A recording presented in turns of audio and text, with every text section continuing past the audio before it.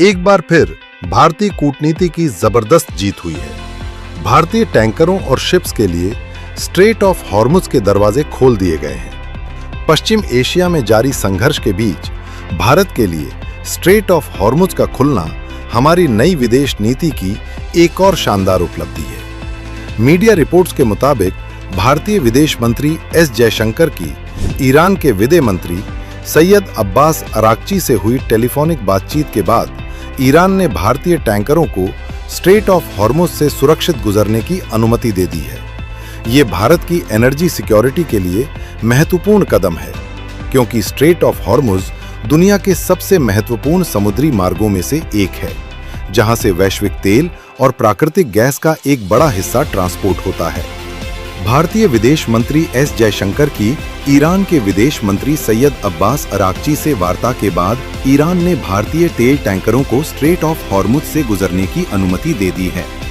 दोनों देशों के विदेश मंत्रियों की बातचीत का उद्देश्य इस अहम समुद्री मार्ग को खुला रखना था, जिससे भारत में कच्चे तेल और प्राकृतिक गैस की आपूर्ति प्रभावित न हो।